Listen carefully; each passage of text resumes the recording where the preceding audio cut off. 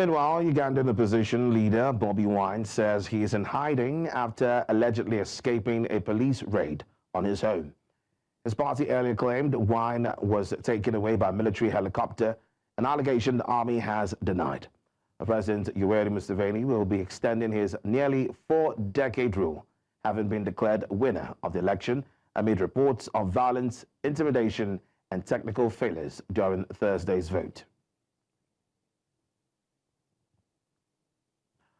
Dr. Achang Paul, a global affairs analyst, joins us live from Yaoundé for some insights into this story. Thank you so much for joining us. I'd like to know, what does Museveni's 71.65% victory say about the current state of Uganda's democracy? Well, you just say it's really not a democracy if you want to look at it in that sense, because we look at two tangible aspects that are to be questioned in terms of governance: credibility and transparency. So we are really just saying, well, he just was re-elected into another mandate, because we are seeing a repeat of 2021 in a sense, really, where we saw Yoweri Museveni against Bobi Wine. That was really the essence of this election, one with 71%, the other with about 25%. So really the election really in terms of the presidential, because mind you, this is a presidential and also a parliamentary election. There are 529 seats in terms of the parliamentary that are in contention, but pretty much everyone is focused on the presidential. It pretty much already, a lot of people kind of already knew the outcome, because Museveni wasn't going, I mean, with the internet blackout, you kind of could predict that the outcome of the elections was going to go one way. In terms of transparency, the Electoral Commission was the one that nominated the candidates, was the one that equally declared the winner. Normally, you could have a judiciary procedure where there's a neutral person that proclaims the winner of the election. So therefore, there's some questions in terms of credibility, there's some questions in terms of transparency, and therefore you would see a rise in civil society, maybe in terms of the international questioning the transparency of the electoral process in itself in Uganda. So once you question the electoral process in itself, you question if the votes were free and fair. And if you question if the votes were free and fair, you have to look at the international observers. In terms of the reporting, we have President Goodluck Jonathan, former President Goodluck Jonathan of the AU, who was one of the, I think one of the international observers with other AU partners. So in terms of credibility and transparency, it's not really convincing.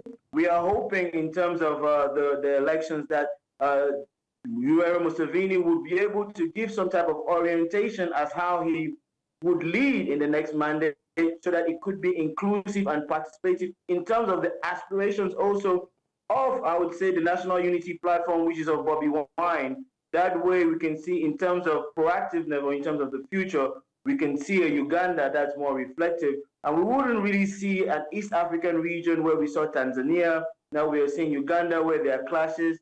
We're not really sure of the information that's on the ground, but we are looking at maybe, say, less maybe convincing reports about credibility and transparency in the electoral process. So when it comes to margin now, this is Museveni's biggest margin win in, say, 3 decades. How do you explain such a margin amid a tense election?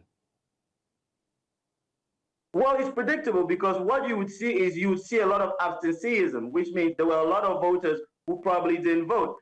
The Electoral Commission of Uganda had about 21 million registered voters, but the question is how many actually on the day of the voting participated in the vote, because we knew there was an internet blackout. So a lot of times, maybe, I think in terms of civic and civil participation, many in Uganda probably saw with the internet blackout that they could foresee the incoming regime win the election. So I don't necessarily think that in terms of participation, the 21 million registered Ugandans actually voted at a certain rate. So therefore, you could see maybe an interpretation of the votes as those who actually voted were probably voters who were maybe partisan to one side, and therefore those who had the courage enough to be able to vote for maybe, say, another side, who took their courage to be able to go out and say, well, I might vote, and I would vote for maybe, say, a party that may not necessarily be in terms of, I would call it in terms of the regime, that I will not be intimidated by my vote. I will try to vote in a free and fair way.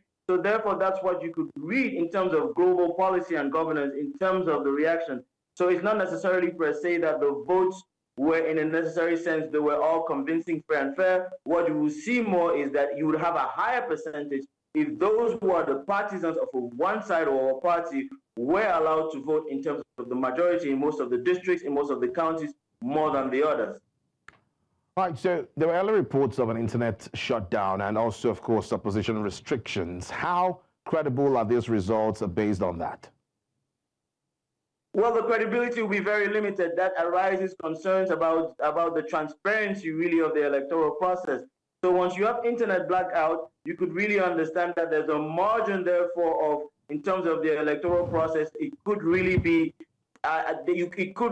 tampered with. So once you have the impression that the electoral process in itself can be tampered with due to internet blackout, it could lead to the ascension and the concerns that the votes were not free and fair. So therefore, that's a major concern. Now, it is different with Museveni and Uganda, where he has been known to not necessarily respond to those type of concerns, where he has been in power for 40 years. So I wouldn't expect really for the regime to respond in a favorable way in terms of the internet blackout. But what we could, in terms of a mediation and a diplomatic manner, we could expect the regime to be able to, in terms of mediation, look for a way to be able to sit down with Bobi Wine so that going forward in terms of the image of Uganda, in terms of the electoral process, they could bring some more transparency and credibility to the process. Because I think after 40 years in power, Uganda has to be looking past Museveni at this point in time. All right, we're going to wrap up this conversation shortly, but I need you just a brief period of time to tell me what options are there, if any, for Bobi Wine if he has to legally challenge this outcome.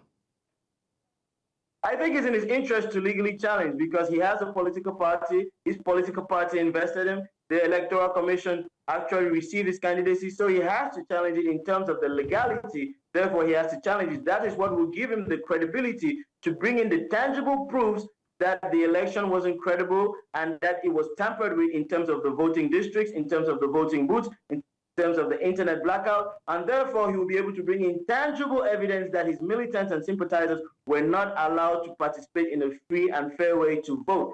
That's the only way he can bring about those concerns and show them in a judicial procedure. Therefore, I think it is only normal that the NUP political party of Bobi Wine contest the election. It is in their right to contest the election because if they don't contest the election, then they will be asserting to the fact that the elections were free and fair. All right, I must thank you, Dr. Achang Paul, for having this conversation with us. Thank you very much.